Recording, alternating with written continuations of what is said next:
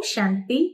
आज 22 अप्रैल 2025 के बाबा के अनमोल मधुर महावाक्य सुनेंगे। आज की मुरली में बाबा कहे, बच्चे तुम्हें यथार्थ रूप से बाप के मददगार बनना है, खुदाई खिदमतगार बनना है। उसके लिए बाबा कहे, ठंडी गर्मी, मान अपमान, निंदा स्तुति, सुख दुख सब सहन करना है। जो सहन करते हैं वही बाप के मददगार बन सकते हैं।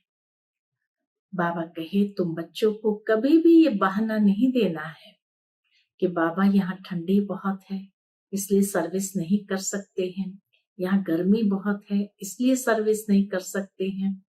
बाबा कहे, बहानेबाजी करने वाले बाप के दिल पर नहीं चढ़ते हैं।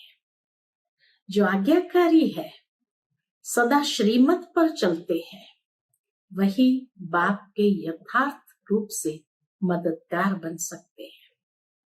साथ ही साथ बाबा कहे, जितना जितना देही अभिमानी होकर सर्विस करेंगे तो मददगार भी बनेंगे। देह अभिमान में रहने वाले क्या बाबा के मददगार बन सकते हैं? वह तो विकारों की जंजीरों में फंसे हुए हैं। तो इसलिए बाबा कहे, ये संगम युग का थोड़ा सा समय मोस्ट वैल्यूएबल समय है। गफलत नहीं करना है, उसको गंवाना नहीं है। जितना जितना सर्विस करते जाएंगे पुण्य जमा होता जाएगा। सुनते हैं आज के बाबा के अनमोल मधुर महावाक्य। ओम शांति। मीठे बच्चे, तुम्हारा ये मोस्ट वैल्यूएबल समय है। इसमें तुम बाप के पूरे पूरे मददगार बनो। मददगार बच्चे ही उच्च पद पाते हैं। आज की मुरली से प्रश्न है, सर्विसेबल बच्चे कौन सी बहानेबाजी नहीं कर सकते हैं? उत्तर है, सर्विसेबल बच्चे ये बहाना नहीं करेंगे कि बाबा यहाँ गर्मी है, यहाँ ठंडी है इसलिए हम सर्विस नहीं कर सकते हैं। थोड़ी गर्मी हुई या ठंडी पड़ी तो नाजुक नहीं बनना है। ऐसे नहीं, हम तो सहन ही नहीं कर सकते हैं। इस दुख धाम में दुख सुख, गर्मी सर्दी, निंदा स्तुति सब सहन करना है, बहानेबाजी नहीं करनी है। आज की मुरली से पहले गीत बजा है, धीरज धर मनवा, तेरे सुख के दिन अभी आए। ओम शांति। बच्चे ही जानते हैं कि सुख और दुख किसको कहा जाता है। इस जीवन में सुख कब मिलता है और दुख कब मिलता है, सो सिर्फ तुम ब्राह्मण ही नंबरवार पुरुषार्थ अनुसार जानते हो। यह है ही दुख की दुनिया। इसमें थोड़े टाइम के लिए दुख सुख, स्तुति निंदा सब कुछ सहन करना पड़ता है। इन सब से पार होना है। हम बाबा कहे, इन सब से पार होना है। सर्दी गर्मी मान अपमान। कोई को थोड़ी गर्मी लगती है तो कहते हैं हम ठंडी में रहे। अब बच्चों को तो गर्मी में अथवा ठंडी में सर्विस करनी है ना। इस समय थोड़ा बहुत दुख भी हो तो नई बात नहीं है, ये है ही दुख धाम। अब तुम बच्चों को सुखधाम में जाने के लिए पूरा पुरुषार्थ करना है। यह तो तुम्हारा मोस्ट वैल्यूएबल समय है, इसमें बहाना चल न सके। बाबा सर्विसेबल बच्चों के लिए ही कहते हैं। जो सर्विस जानते ही नहीं वह तो कोई काम के नहीं। यहाँ बाप आए हैं भारत को तो क्या विश्व को सुखधाम बनाने। तो ब्राह्मण बच्चों को ही बाप का मददगार बनना है। बाप आया हुआ है तो उनकी मत पर चलना चाहिए। भारत जो स्वर्ग था सो अब नरक है, उनको फिर स्वर्ग बनाना है। यह भी अब मालूम पड़ा है। सतयुग में इन पवित्र राजाओं का राज्य था, बहुत सुखी थे। फिर क्या हुआ? फिर अपवित्र राजाएं भी बनते हैं। ईश्वर अर्थ दान पुण्य करने से, ईश्वर अर्थ दान पुण्य किया तो अपवित्र राजाएं प्राप्त कर ली, तो उनको भी ताकत मिलती है। अभी तो है ही प्रजा पर राज्य, लेकिन यह कोई भारत की सेवा नहीं कर सकते। भारत की अथवा दुनिया की सेवा तो एक बेहद का बाप ही करते हैं। अब बाप बच्चों को कहते हैं, मीठे बच्चे अब हमारे साथ मददगार बनो। कितना प्यार से समझाते हैं। देही अभिमानी बच्चे समझते हैं, देह अभिमानी क्या मदद कर सकेंगे, क्योंकि माया की जंजीरों में फंसे हुए हैं, तो वो क्या मदद कर सकेंगे। अब बाप ने डायरेक्शन दिया है कि सबको माया की जंजीरों से, गुरुओं की जंजीरों से छुड़ाओ।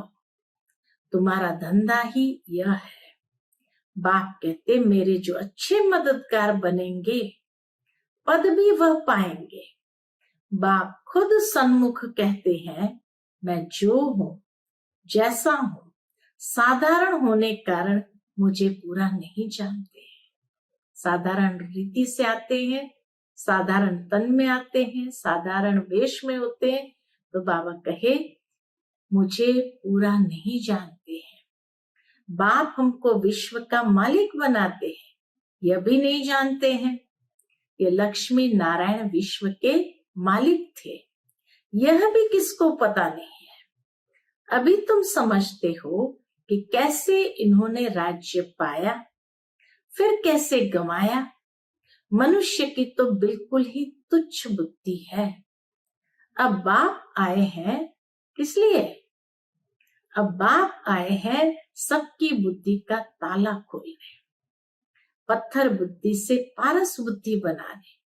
बाप कहते अब मददगार बनो। लोग खुदाए खिदमतगार कहते हैं, परंतु मददगार तो बनते ही नहीं।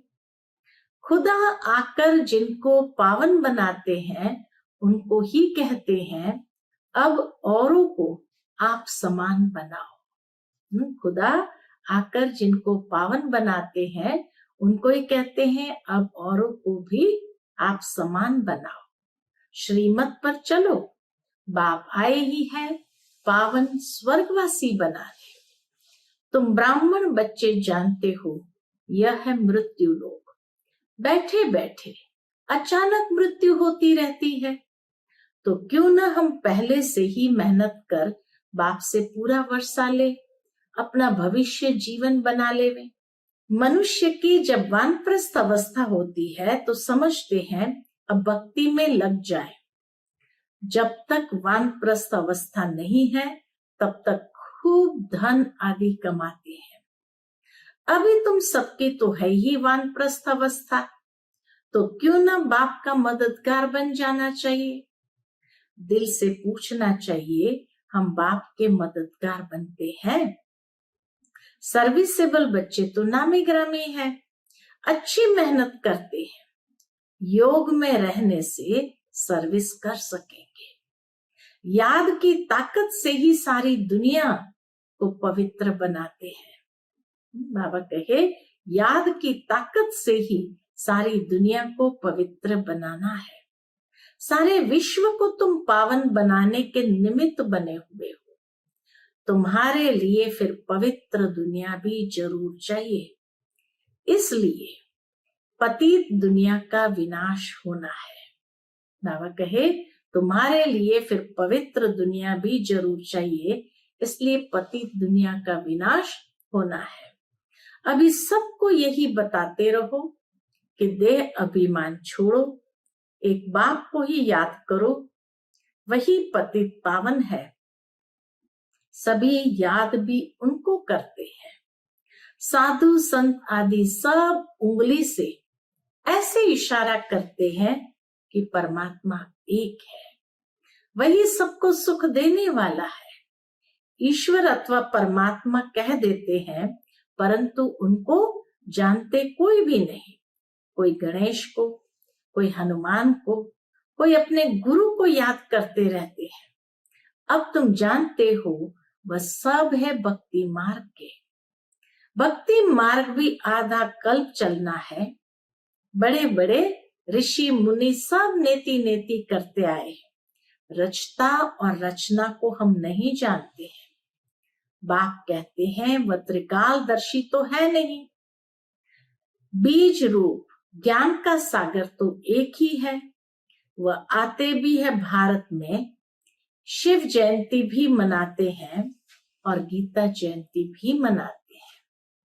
शिव जयंती भी मनाते हैं और गीता जयंती भी मनाते हैं। तो कृष्ण को याद करते हैं, शिव को तो जानते नहीं। शिव बाबा कहते पतित पावन ज्ञान का सागर तो मैं हूं। कृष्ण के लिए तो कह न सके। गीता का भगवान कौन है? ये बहुत अच्छा चित्र है। बाबा के सामने चित्र बनाया था, गीता का भगवान कौन है? तो बाबा कहे ये बहुत अच्छा चित्र है। बाप ये चित्र आदि सब बनवाते हैं बच्चों के ही कल्याण लिए। शिव बाबा की महिमा तो कंप्लीट लिखनी है। सारा मदार इन पर है। ऊपर से जो भी आते हैं वह पवित्र ही है। पवित्र बनने बिगर कोई जा न सके। मुख्य बात है पवित्र बनने की, वह है ही पवित्र धाम, जहां सभी आत्माएं रहती है। यहाँ तुम पाठ बजाते बजाते पतित बने हो। जो सबसे जास्ती पावन वही फिर पतित बने हैं। देवी देवता धर्म का नाम निशान ही गुम हो गया है। देवता धर्म बदल कौन सा धर्म कर दिया? बाबा के देवता धर्म बदल हिंदू धर्म नाम रख दिया है। तुम ही स्वर्ग का राज्य लेते हो और फिर गंवाते हो। हार और जीत का खेल है। माया ते हारे हार है, माया ते जीते जीत है। मनुष्य तो रावण का इतना बड़ा चित्र कितना खर्चा कर बनाते हैं, फिर एक ही दिन में खलास कर देते हैं। दुश्मन है ना, लेकिन यह तो गुड़ियों का खेल हो गया। बनाया फिर मिटाया। शिव बाबा का भी चित्र बनाए, पूजा कर फिर तोड़ डालते हैं। देवियों के चित्र भी ऐसे बनाए फिर जाकर डुबोते हैं। कुछ भी समझते नहीं। अब तुम बच्चे बेहद की हिस्ट्री ज्योग्राफी को जानते हो कि यह दुनिया का चक्र कैसे फिरता है। सतयुग त्रेता का किसको भी पता नहीं। देवताओं के चित्र भी ग्लानि के बना दिए हैं। बाप समझाते हैं, मीठे बच्चे, विश्व का मालिक बनने के लिए बाप ने तुम्हें जो परहेज बताई है वह परहेज करो। याद में रहकर भोजन बनाओ, योग में रहकर खाओ। बाप खुद कहते हैं मुझे याद करो तो तुम विश्व के मालिक फिर से बन जाएंगे। बाप भी फिर से आया हुआ है। अब विश्व का मालिक पूरा बनना है। Follow father mother. सिर्फ फादर तो हो नहीं सकता। सन्यासी लोग कहते हैं हम सब फादर है। आत्मा सो परमात्मा है, वह तो रॉन्ग हो जाता है। या मदर फादर दोनों पुरुषार्थ करते हैं। फॉलो मदर फादर ये अक्षर भी यहाँ के हैं। अभी तुम जानते हो जो विश्व के मालिक थे, पवित्र थे, अब अपवित्र है, फिर से पवित्र बन रहे हैं। हम भी उनकी श्रीमत पर चल ये पद प्राप्त करते हैं। वह इन द्वारा डायरेक्शन देते हैं, उस पर चलना है। बाबा ब्रह्मा बाबा के द्वारा डायरेक्शन देते हैं, उस पर हमें चलना है। फॉलो नहीं करते हैं तो सिर्फ बाबा बाबा कह मुख मीठा करते हैं। फॉलो करने वाले को ही सपूत बच्चे कहेंगे ना। फॉलो करने वाले को ही सपूत बच्चे कहेंगे ना। जानते हो मम्मा बाबा को फॉलो करने से हम राजाई में जाएंगे। ये समझ की बात है। बाप सिर्फ कहते हैं मुझे याद करो तो विकर्म विनाश हो, बस और कोई को भी ये समझाओ तुम कैसे 84 जन्म लेते लेते अपवित्र बने हो, अब फिर पवित्र बनना है। जितना याद करेंगे तो पवित्र होते जाएंगे। बहुत याद करने वाले ही नई दुनिया में पहले पहले आएंगे, फिर औरों को भी आप समान बनाना है। बाबा कहे औरों को भी आप समान बनाना है। प्रदर्शनी में बाबा मम्मा समझाने लिए जा नहीं सकते। बाहर से कोई बड़ा आदमी आता है तो कितने ढेर मनुष्य जाते हैं उनको देखने के लिए कि ये कौन आया है। यह तो कितना गुप्त है। बाबा इतना बड़ा लेकिन कितना गुप्त है। बाप कहते हैं मैं इस ब्रह्मा तन से बोलता हूं, मैं ही इस बच्चे का रिस्पॉन्सिबल हूं। तुम हमेशा समझो शिव बाबा बोलते हैं, वह पढ़ाते हैं। तुमको शिव बाबा को ही देखना है, इनको नहीं देखना है। कितना बाबा निर्माणता से कहते हैं शिव बाबा को देखना है, ब्रह्मा बाबा को नहीं देखना है। अपने को आत्मा समझो और परमात्मा बाप को याद करो। हम आत्मा है, आत्मा में सारा पाठ भरा हुआ है। ये नॉलेज बुद्धि में चक्कर लगानी चाहिए। सिर्फ दुनियावी बातें ही बुद्धि में होगी तो गोया कुछ नहीं जानते, बिल्कुल ही बदतर है। परंतु ऐसे ऐसे का भी कल्याण तो करना ही है। स्वर्ग में तो जाएंगे परंतु उच्च पद नहीं। सजाएं खाकर जाएंगे, उच्च पद कैसे पाएंगे वह तो बाप ने समझाया है। एक तो स्वदर्शन चक्रधारी बनो और बनाओ, योगी भी पक्के बनो और बनाओ। स्वदर्शन चक्रधारी बनो और बनाओ, योगी भी पक्के बनो और बनाओ तो उच्च पद पा सकते हैं। बाप कहते हैं मुझे याद करो, तुम फिर कहते बाबा हम भूल जाते हैं। तो बाबा क्या कहते हैं, लज्जा नहीं आती है? बहुत है जो सच बताते नहीं है, भूलते बहुत है। बाबा ने समझाया है कोई भी आए तो उनको बाप का परिचय दो। अब 84 का चक्र पूरा होता है, वापस जाना है। राम गयो रावण गयो, गयो बहु परिवार। इसका भी अर्थ कितना सहज है। जरूर संगम युग होगा जबकि राम का और रावण का परिवार है। यह भी जानते हो सब विनाश हो जाएंगे, बाकी थोड़े रहेंगे। कैसे तुमको राज्य मिलता है वह भी थोड़ा आगे चल सब मालूम पड़ जाएगा। पहले से ही तो सब नहीं बताएंगे बाबा, पहले से ही तो सब नहीं बताएंगे ना, फिर वह तो खेल हो न सके। अगर पहले से ही सब कुछ बता दिया तो फिर बाबा कहे खेल हो ही न सके। तुमको साक्षी हो देखना है, साक्षात्कार होते जाएंगे। इस 84 के चक्र को दुनिया में कोई नहीं जानते। बाबा कहे इस 84 के चक्र को भी दुनिया में कोई नहीं जानते।